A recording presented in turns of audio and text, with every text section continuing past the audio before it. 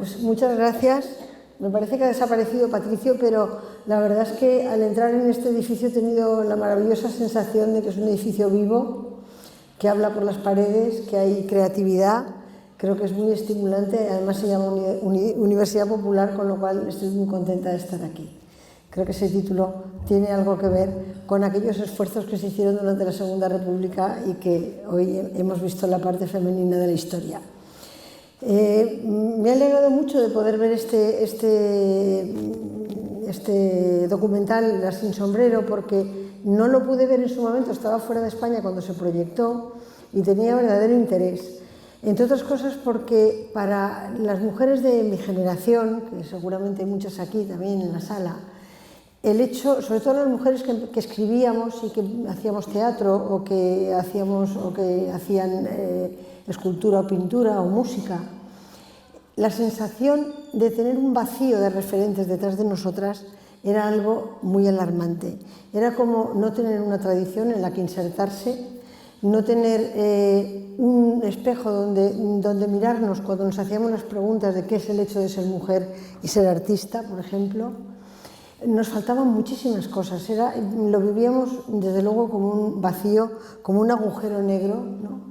Aquello que decía Leibniz, que lo que parece inerte en el universo, sin embargo, está vivo y es una presencia y tiene algo dentro. Bueno, pues ese vacío que nosotros teníamos detrás nos perturbaba, a mí desde luego me perturbaba mucho.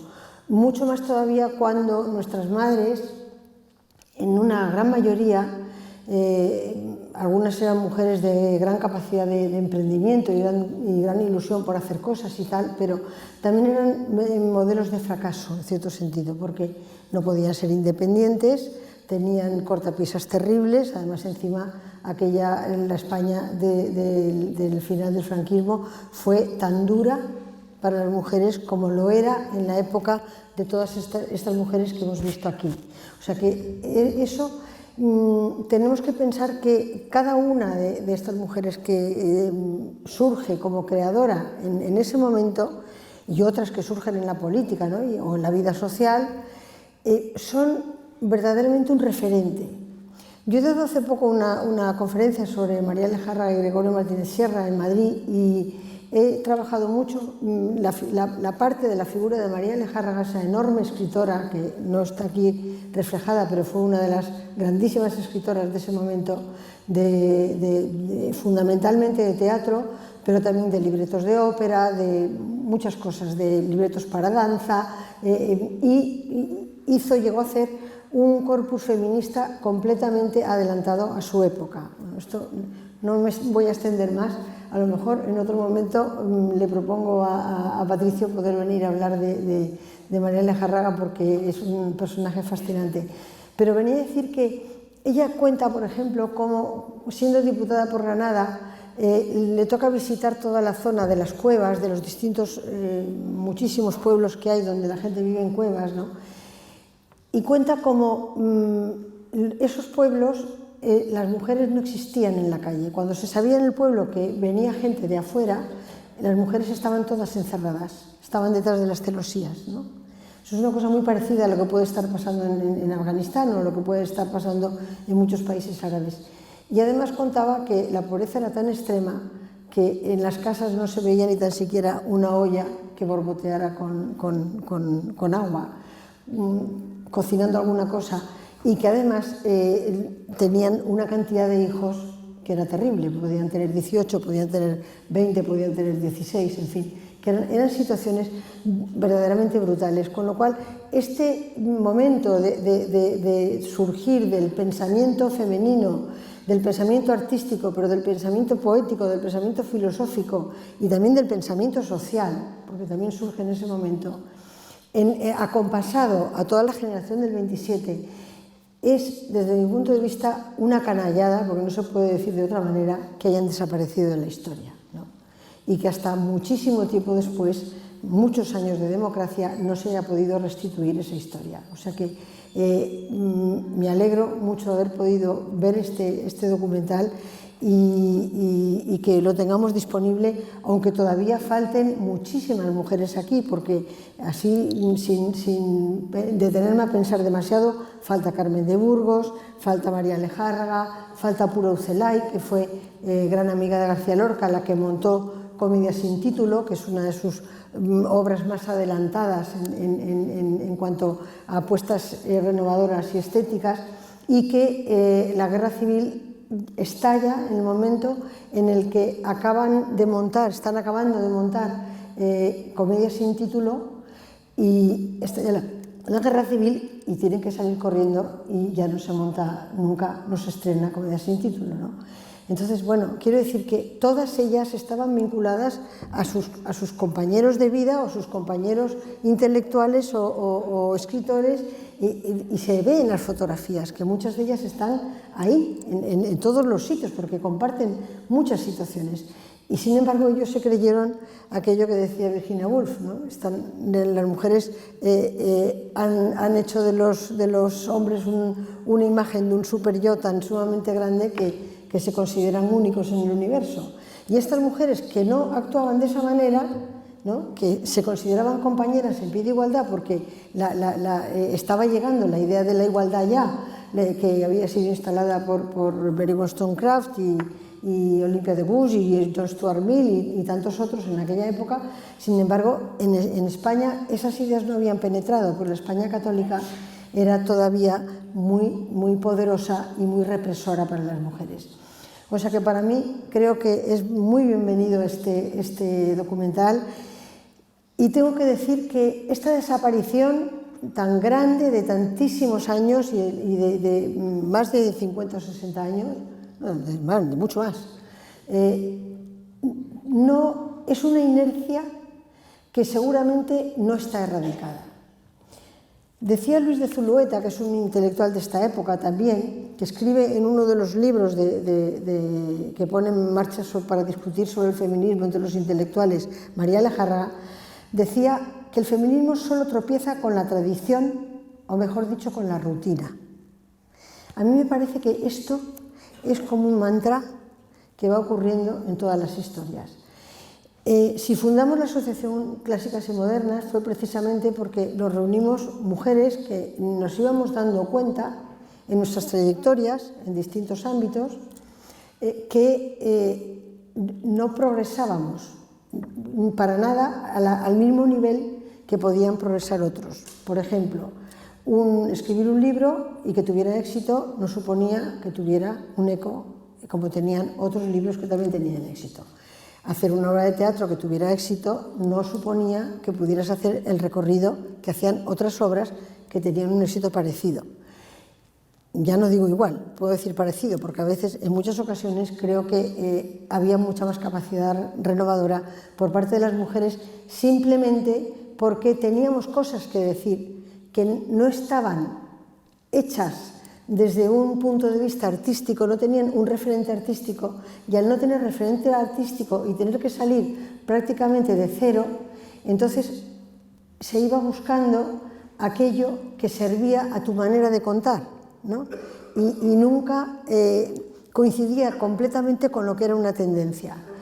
Por eso es muy acertado lo que, no sé si habéis leído un libro muy interesante que se llama La loca en el desván, que se tradujo en España hace ya años, está en la colección de Cátedra de Feminismos, lo escribieron dos ensayistas norteamericanas buenísimas, Giver y Gubar, y ellas analizan que así como en el elenco masculino de la intelectualidad y de la escritura hay una ansiedad de la tendencia, es decir, marcan tendencia y entonces todos van en grupo como a investigar por esa dirección o a escribir en esa dirección.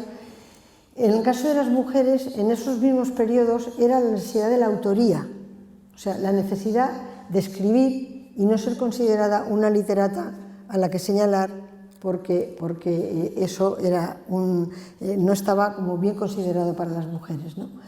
Hasta el hecho que María Lejárraga dice que ella, siendo maestra y habiendo escrito ya obras, no se decidía a escribir con su nombre porque eso podía mancillar su nombre como maestra y le tenía tanto apego a su nombre como maestra que prefería escribir con el seudónimo de su marido. O sea, es tremendo ver cómo Margarita Roeset, Gil Roeset, llega a los 24 años, o los 25 años me parece que es, decía, ¿verdad?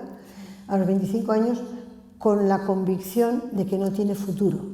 O sea, ese no tener futuro de las mujeres de la cultura es muy común y de hecho ha habido muchas escritoras suicidas. Y también se ha dado otro fenómeno muy curioso y es que las escritoras suicidas han sido por lo general mejor acogidas como escritoras que las demás. Esto también es un fenómeno que no cabe analizar aquí porque no tenemos tiempo, pero es muy interesante. Por ejemplo, triunfa muchísimo antes Silvia Plath que cualquiera otra de las poetas de su tiempo porque se ha suicidado, ¿no? Entonces hay aquí como todo un problema tremendo y la emoción de dificultad de una mujer es sobre todo la conciencia que tiene de que su libertad para escribir va a estar condicionada por todos los lugares. Esto hoy en día no está del todo, estos miedos no están del todo erradicados, porque esto mismo que decía Zulueta, hay una rutina de exclusión de las mujeres que está naturalizada en la sociedad en una gran medida y tenemos que contar con esto y saber que nos tenemos que unir y que es muy importante defenderse y en ese sentido pues creo que sí que hay un cambio muy importante con relación a otras épocas porque en este momento logramos unirnos y logramos dar muchas batallas que de otra manera no se pueden dar, ¿no? No sé cuánto tiempo llevo. ¿Puedo seguir un poquito? Bueno, yo creo que en este momento estamos en una situación de dos realidades que están conviviendo a la vez. Una realidad es que ya hay grandes artistas, muy grandes artistas, que aparecen y ya están de una manera como inserta en las corrientes generales, ¿no? Tanto en las artes plásticas como en la dirección de teatro, como en la coreografía, como en la escritura, por supuesto, o en la filosofía. O sea, hay ya mujeres que son referentes y que tienen un público de mujeres y de hombres suficientemente grande como para que no desaparezcan.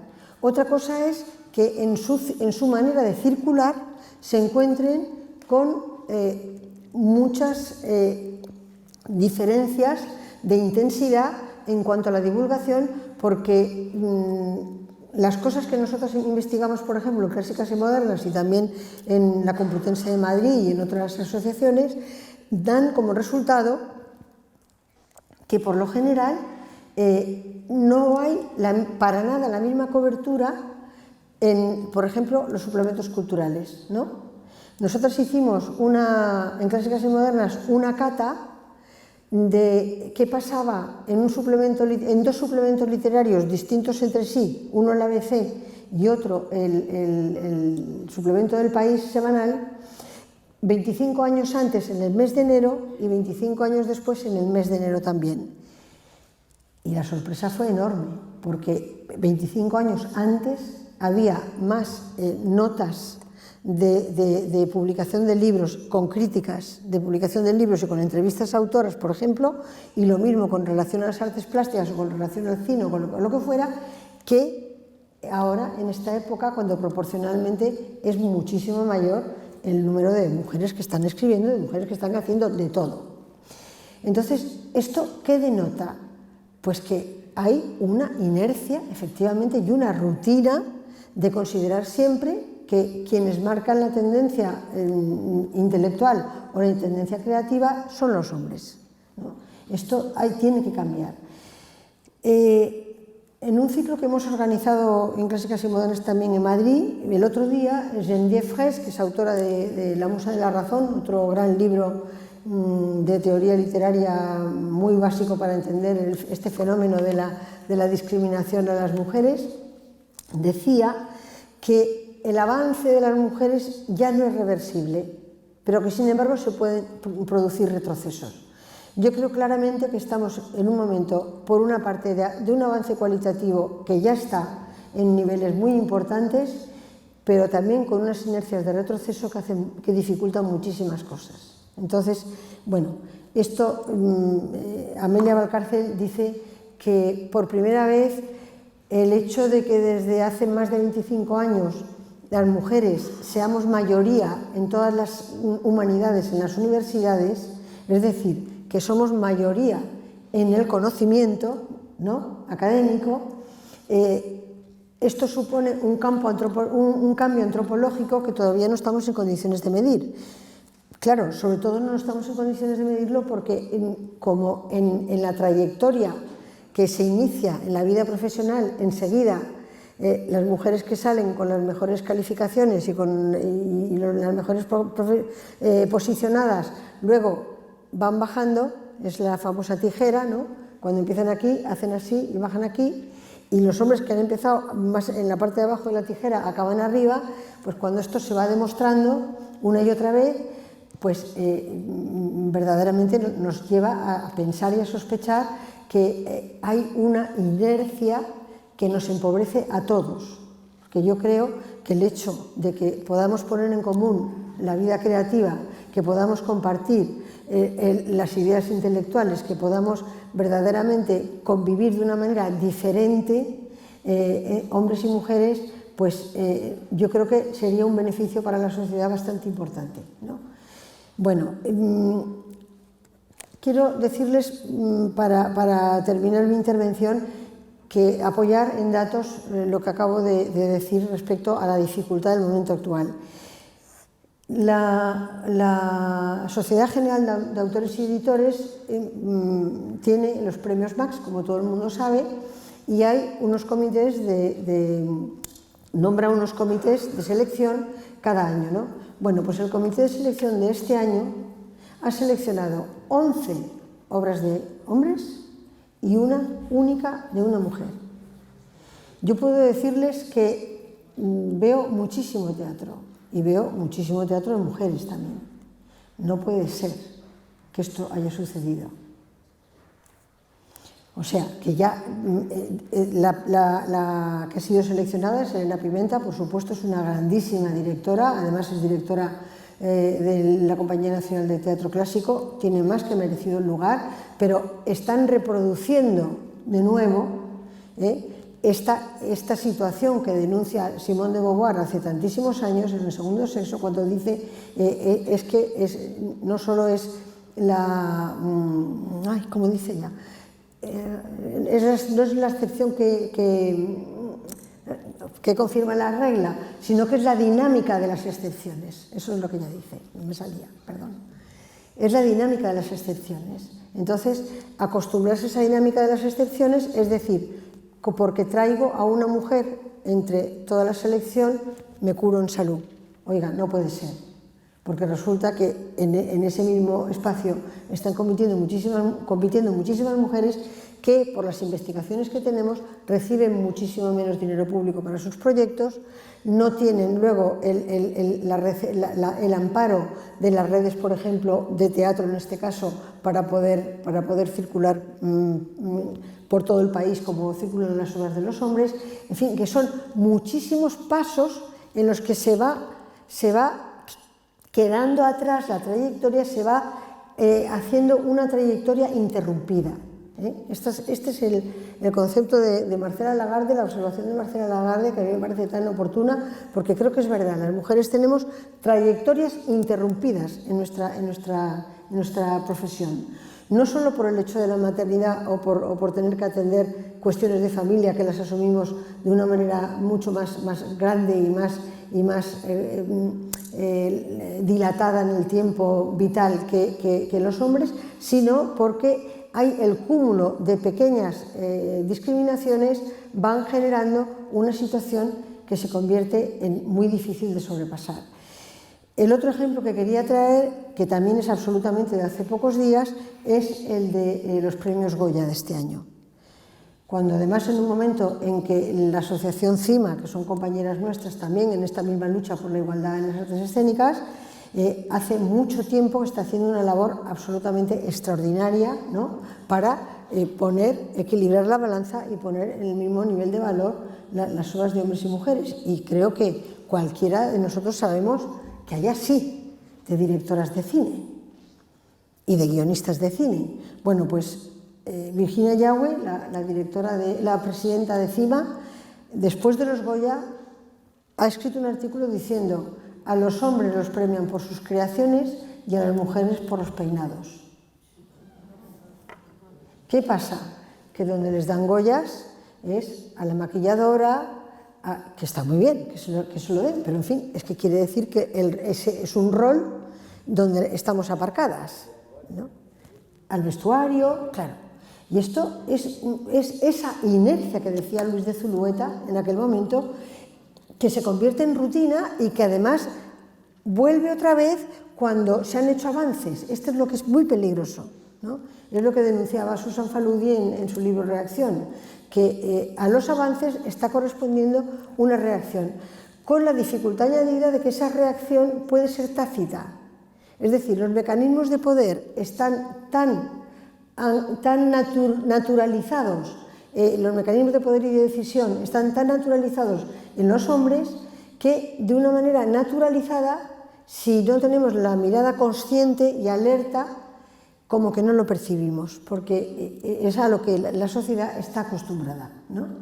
Por ejemplo, una de las cosas que hacemos en Clásicas y Modernas en este momento es tratar de investigar las carteleras, cuántas mujeres hay y cuántos hombres, ¿no? Cuántas directoras y cuántos directores, ya sea de música, de teatro, o de lo que queráis, o de cine.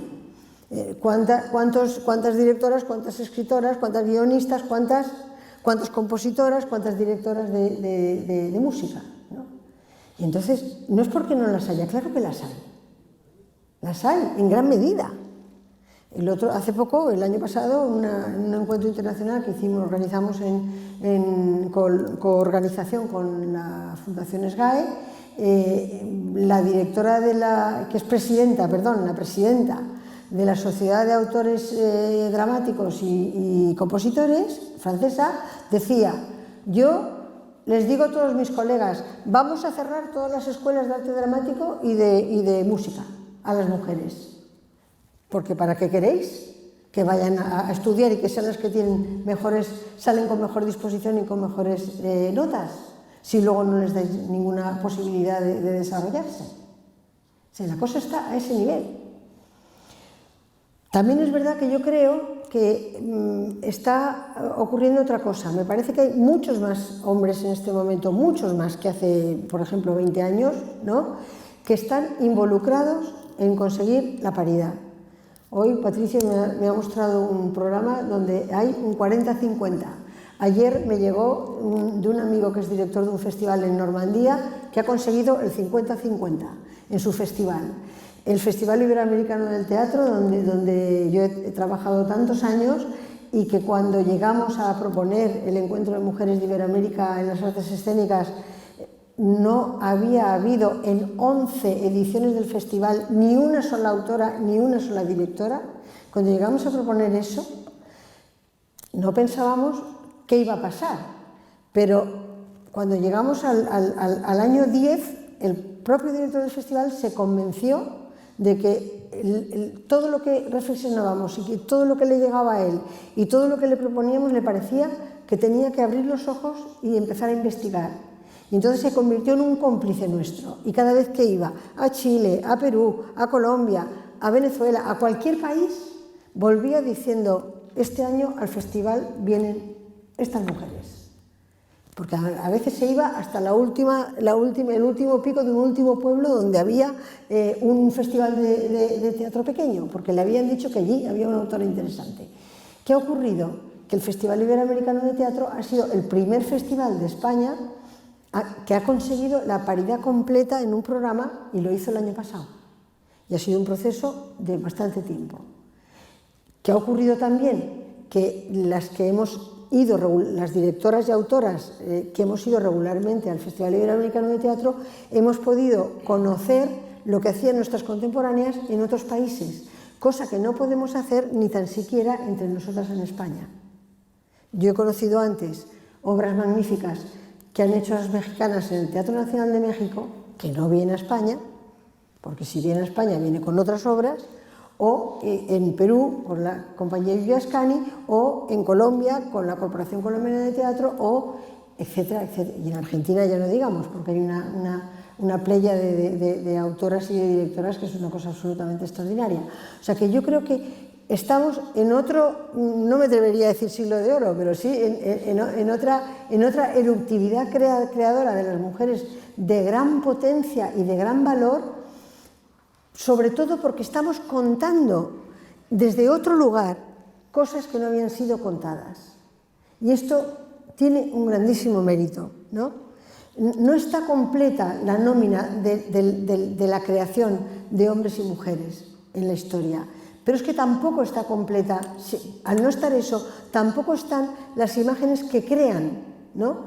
Las imágenes que creamos no son las mismas, están desde otro lugar, tienen otra reflexión, obedecen a otra experiencia y a otra trayectoria histórica y a otra convicción con relación a lo que es el hecho de ser mujer, ¿no?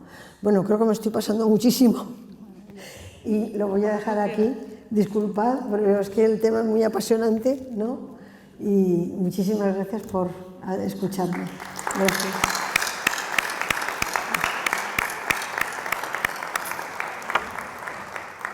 Buenas tardes a todas y buenas tardes a todos. Yo también estoy muy contenta, como Marga, de estar aquí, en este centro cultural y además de haber vuelto a Cartagena, porque Cartagena fue uno de mis primeros destinos cuando empecé con la docencia de filosofía hace ya muchos años. Así que siempre es un placer volver a Cartagena y relacionarme con la gente de aquí, porque de alguna manera veo y pienso quizá algunos de mis alumnos o alumnas que tuve hace tantos años quizá puedan estar sentadas por ahí o sentados por ahí en esta sala. Quiero comenzar yo también, como ha hecho Marga, haciendo una referencia al documental que hemos visto sobre las sin sombrero. Me ha hecho mucha gracia porque el comienzo, los fotogramas del comienzo se ven un aula de un profesor de historia con un grupo de alumnos y alumnas y les dice que la historia hay que contarla entera. Y entonces, a partir de esas imágenes, comienza el documental de las sin sombrero. Estas escenas, esta escena que se ve ahí, bueno, parece que supone que ya en las aulas se está dando una realidad distinta a la que se daba hace tiempo, en la que no oíamos hablar de la mitad de la humanidad, es decir, de las obras y milagros de la mitad de la humanidad que somos las mujeres. Pero esto no es así. Y os voy a contar una anécdota que viene ahora a cuento y que me ha recordado precisamente esa escena, y es que una compañera y amiga mía, también profesora de filosofía, le encargan hacer un libro de texto para una famosa editorial durante este año. Y entonces le dicen que redacte ella el tema sobre la Ilustración. Entonces ella es feminista, es una pensadora y bueno, pues recoge todos los grandes pensadores y pensadoras de la Ilustración. Y cuando digo pensadoras, pues estoy hablando de Mary Wollstonecraft, la Vindicación de los Derechos de la Mujer, estoy hablando de Olympia de Gouges, Derechos de la Mujer y de la Ciudadana. Bueno, ella manda estoy hablando de todas las mujeres que sabéis que llamaban les salonières, las mujeres del siglo XVII y XVIII, que en sus salones, a sus salones acudían todos los intelectuales de la época y allí se hablaba de todo lo divino y del humano, era el lugar donde se hablaba, el lugar donde se creaba cultura. Y bueno, ella manda su texto a la editorial y la editorial le devuelve el texto y le dice que las referencias a Olimpia de Gouges sobran. Que las referencias, bueno, porque es que es demasiado extenso el texto. Es el texto demasiado extenso y entonces pues esas referencias en realidad pues no son tan importantes. Que las referencias a la reivindicación de los derechos de la mujer de Marius Wollstonecraft, que bueno, que podría quitarlas porque bueno, tampoco es algo tan importante y además también, bueno, alarga mucho el texto y entonces ella, extrañada, pregunta, pero bueno, ¿esto qué es? O sea, me están censurando el capítulo que yo que he redactado.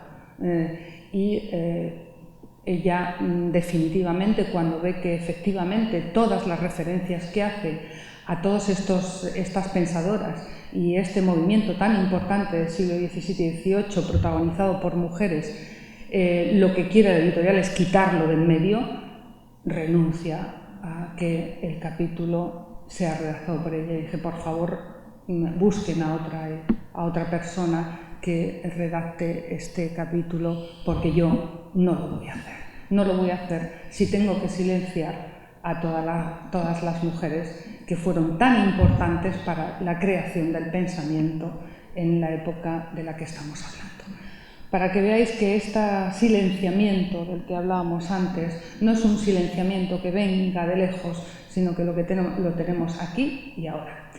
Y otra cosa que me ha sugerido también el documental es que, bueno, yo estudié filosofía y estudié filosofía en Madrid. Y cuando estudié filosofía, pues yo no tenía ni idea y terminé la carrera sin tener idea de quién era María Zambrano, de quién era Mary Wollstonecraft, de quién era Simone Weil, de quién era Hannah Arendt, de quién era Simone de Beauvoir. Nadie me había hablado de ellas en ningún momento.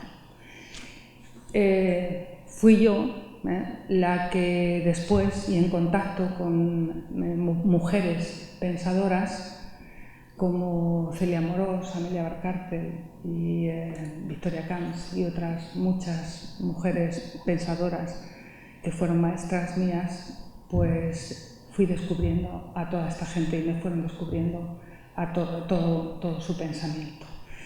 Es decir, que hay un silenciamiento en la historia muy fuerte con respecto a un silenciamiento, una invisibilidad, un ninguneo, y un llamarnos desde Molière las mujeres sabias. Ahí están las mujeres sabias de Molière, o las marisalinillas, o las latiniparlas. Es decir, ha habido tantos términos peyorativos con los que se han referido a nosotras, a las mujeres que nos hemos dedicado al ámbito de la cultura, tanto en las artes escénicas, en las artes plásticas, como en las letras, que ya, bueno, pues habría que hacer quizá un volumen tan grande como la Enciclopedia Británica para poder recogerlo todo.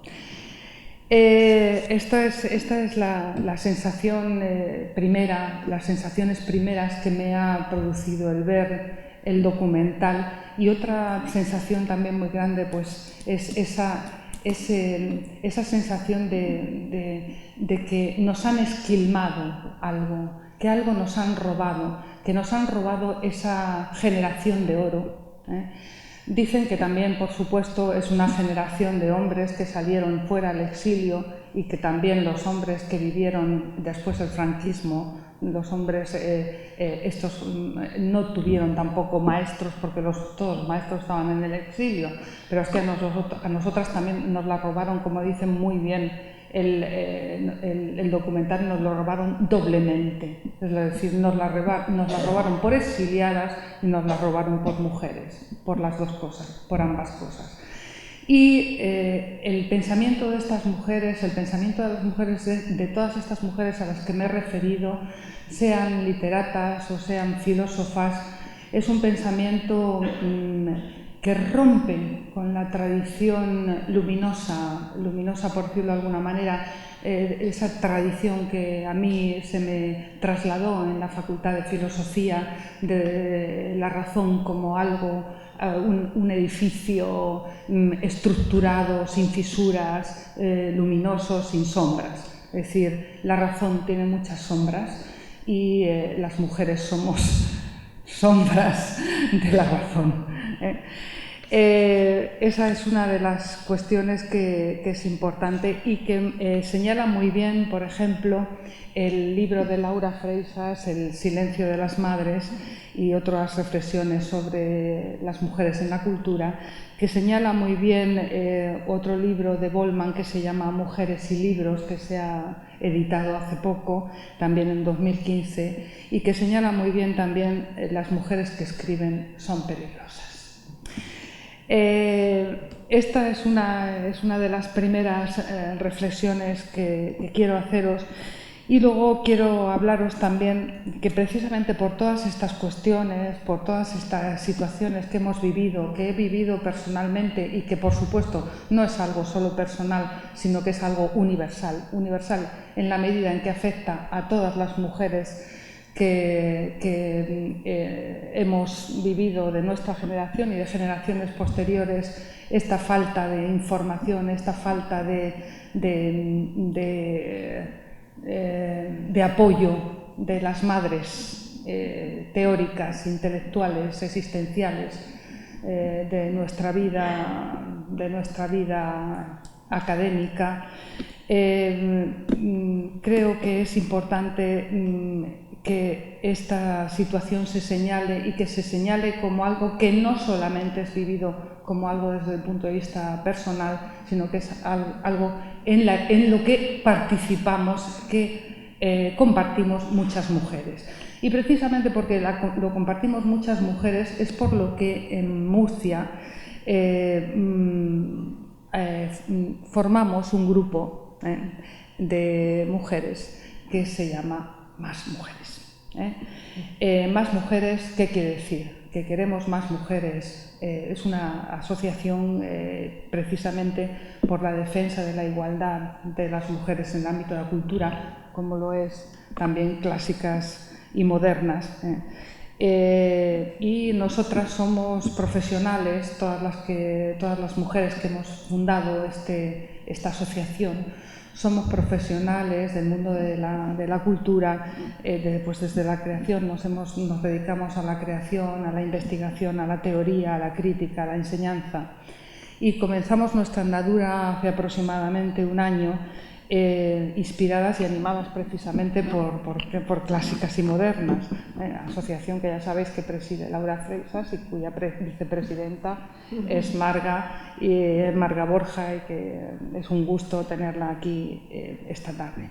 ¿Qué hacemos en clásicas y modernas, y qué hacemos en Más Mujeres? ¿Qué hacemos y por qué hacemos y todo lo que hacemos? Pues como estamos convencidas de que la cultura es un instrumento decisivo para lograr la igualdad entre hombres y mujeres, porque ya lo dice el texto, las mujeres que escriben y que leen son peligrosas para el sistema patriarcal. Pues, y porque estamos convencidas de que no puede haber una cultura igualitaria si en sus contenidos no refleja la aportación de las mujeres, y si no hay participación y oportunidades y reconocimiento de lo que hemos hecho y lo que hacemos las mujeres, la cultura está incompleta, está coja. Nos hemos puesto a investigar en Más Mujeres sobre cuál es la situación de las mujeres en el campo de la cultura, y en concreto en la región de Murcia, para reflexionar nosotras, para analizar nosotras, y para que reflexionen las instituciones de cara a tomar medidas para conseguir esa igualdad en el ámbito de la cultura, que ya de la que hablaba Marga es deseable, pero desde luego no está de ninguna manera realizada. ¿Qué hacemos? Pues simultáneamente a una reflexión teórica, lo que también hacemos es una acción colectiva. Por eso pues, hemos creado una página web, tenemos un Facebook para que todo el mundo que quiera entrar, que se llama Más Mujeres, y también tenemos un blog donde publicamos textos de las las mujeres que componemos esta asociación. O sea que si queréis saber qué es lo que hacemos, cuáles son nuestras investigaciones, nuestras reflexiones, nuestros análisis y las visibilizaciones que queremos hacer de todo lo que las mujeres realizan en el ámbito de la cultura, podéis visitar esa página web, ese Facebook, esa página de Facebook y ese blog. ¿Cuáles son nuestros objetivos? Esa sería la siguiente pregunta. Ya sabéis lo que somos en Más Mujeres, lo que queremos y lo que hacemos en Más Mujeres. Y por supuesto estáis invitadas todas las que queráis a visitarnos y a participar en este movimiento y a formar una plataforma similar también en Cartagena, si es que queréis hacerlo y podemos confederarnos incluso. Bueno, ¿cuáles son nuestros objetivos? Nuestros objetivos, en primer lugar, es que queremos rendir homenaje y hacer presentes a las mujeres creadoras del pasado que han sido silenciadas, invisibilizadas, ridiculizadas por la cultura patriarcal. Creemos que esta política de silenciamiento perjudica a todos los seres humanos porque está negando el desarrollo de las capacidades y las experiencias del 50% de la humanidad. Esto es muy triste y esto es una desgracia para la totalidad del género humano.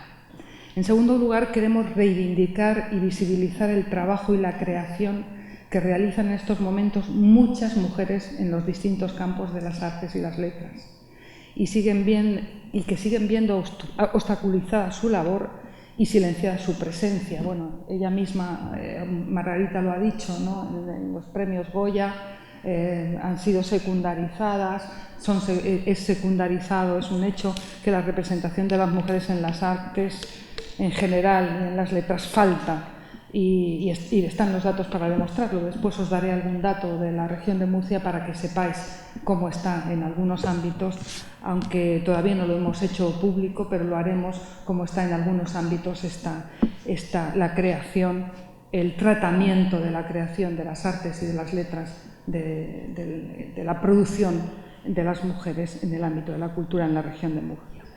También queremos poner de manifiesto la deuda que tenemos las mujeres de hoy con las mujeres que nos han precedido, porque gracias a su lucha estamos donde estamos. Bueno, esto lo muestra muy bien, y supongo que lo habréis visto, la película de Sarat Gabron, Sufragistas. Qué película tan hermosa, ¿verdad? Yo terminé llorando, creo que la mitad, no sé si la mitad de la sala, pero a mí me pareció que también. Muchas de las mujeres que estábamos en la sala, pues aquellas sí llevaban sombrero, pero aunque llevaban sombrero, fueron unas luchadoras de primera. Entonces, gracias a esa lucha de esas mujeres que empezaron, bueno, que a nosotros nos han llegado a partir del movimiento sufragista, sobre todo a principios del siglo XX y finales del XIX, pero que ya viene de lejos, gracias a ellas estamos donde estamos. Y tenemos que elaborar, por eso tenemos que elaborar una genealogía femenina en las que las mujeres presentes y futuras puedan reconocerse y puedan apoyarse para construir su identidad. Porque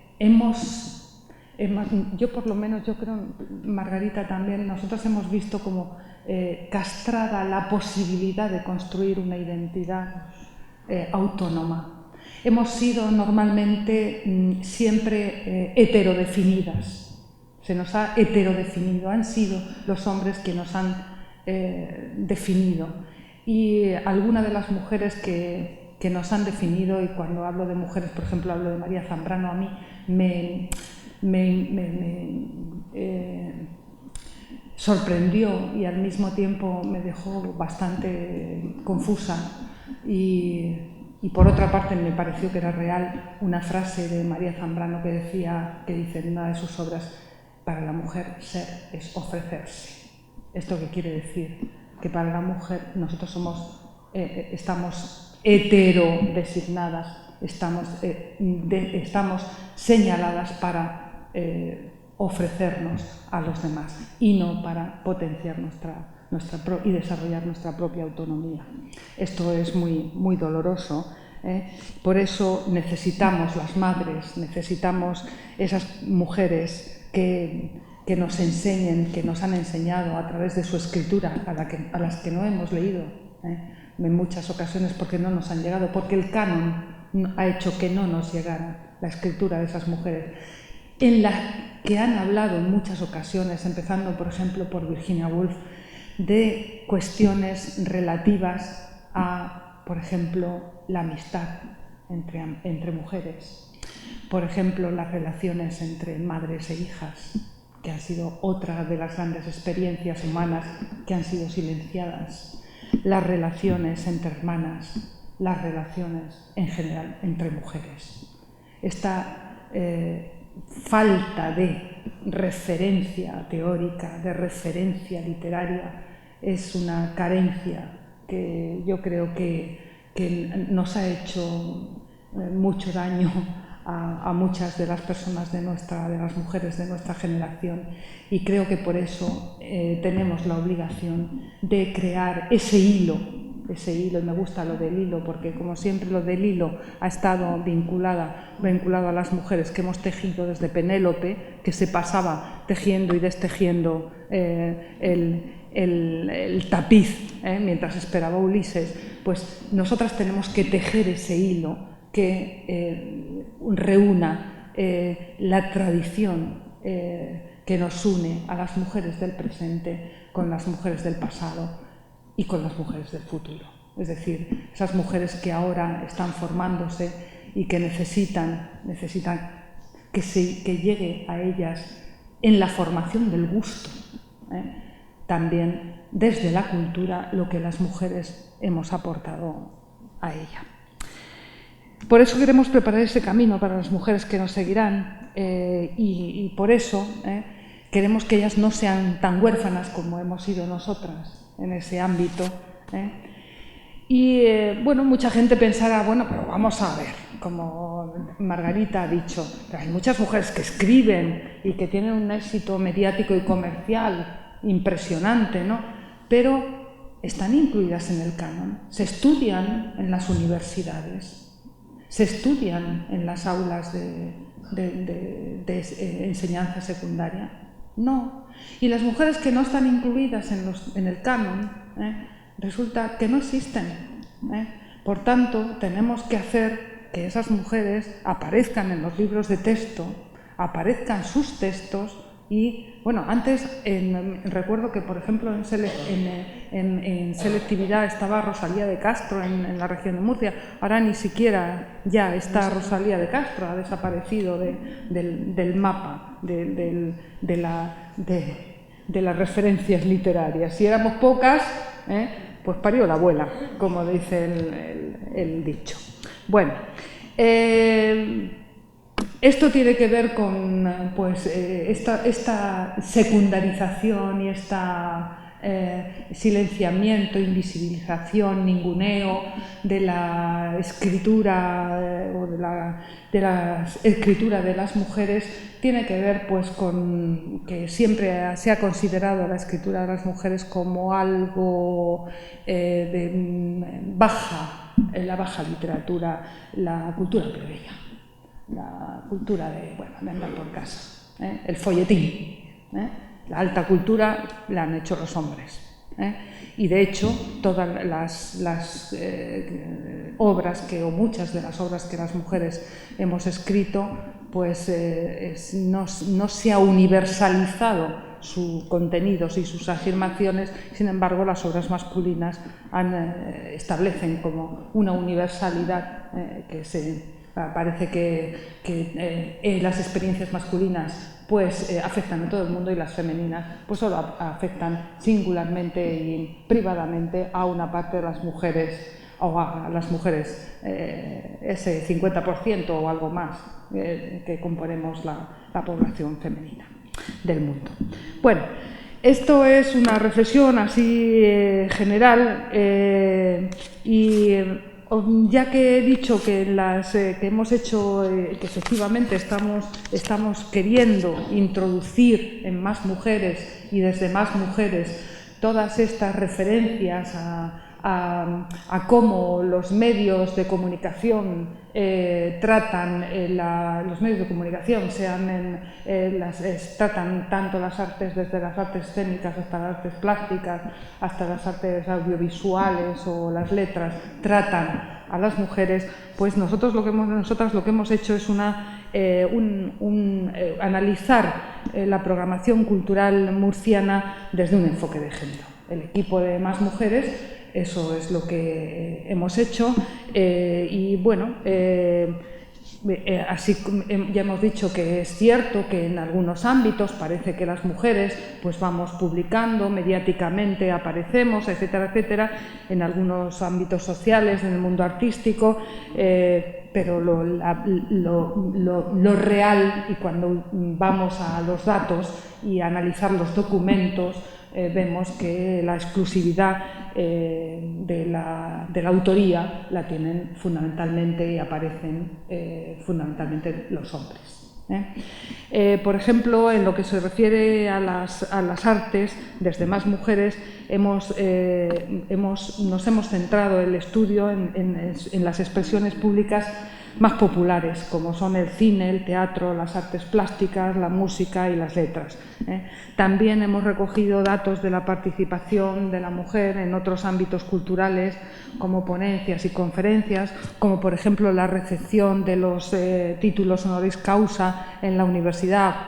¿Qué porcentaje de mujeres han recibido título de honoris causa, doctora honoris causa en la Universidad de Murcia, después a lo largo de los 30 años que se están, pues fijaros, solo 3, a lo largo de los 30 y tantos años que se están concediendo los doctorados honoris causa, pues solo 3 mujeres han llegado a tenerlos, y la última justo este año, que ha sido Adela Cortina. También hemos analizado la presencia de mujeres, por supuesto, en la asamblea, en el ámbito político, en la Asamblea Regional de Murcia, en las concejalías de todos los ayuntamientos de Murcia y en las alcaldías de la región murciana. Curiosamente, la Asamblea Regional de Murcia, esto lo digo como un dato significativo, la Asamblea Regional de Murcia es la asamblea de la comunidad que menos porcentajes de mujeres tiene de todo el Estado español, que es un 35,8%, cuando la media está en más de un 40%.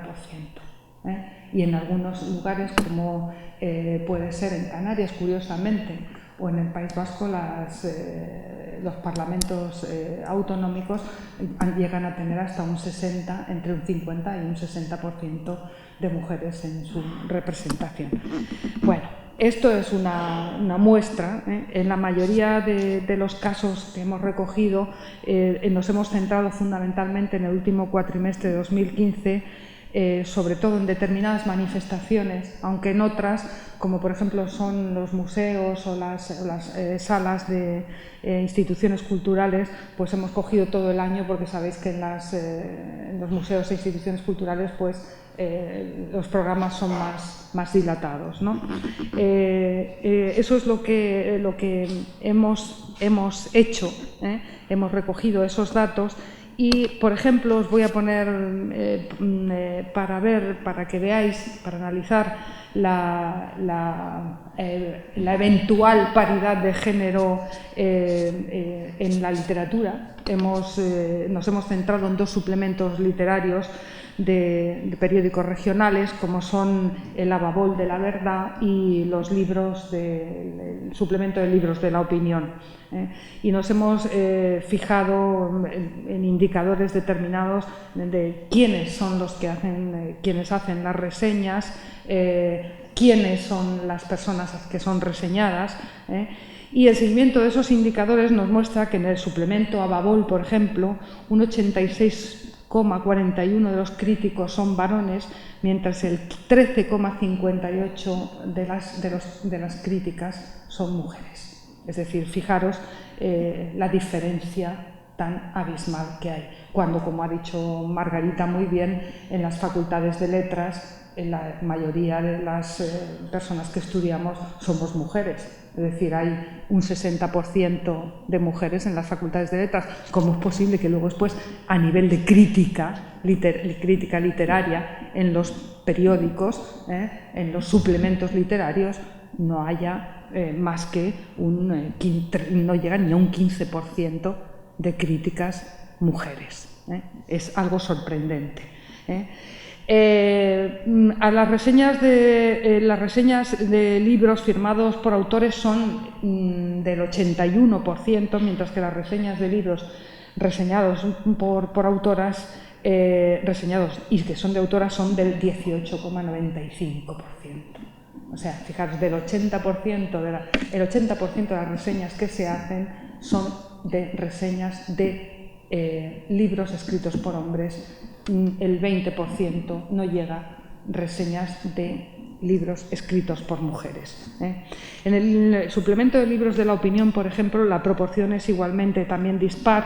El 81% de críticos son varones y el 18,75% de críticos mujeres. Y la reseña de libros firmados en ese suplemento pues suman el 80%, mientras que las obras escritas por mujeres pues son del 19,68%. Como veis, el porcentaje es prácticamente el mismo en un suplemento literario que en otro, es decir, el 80%.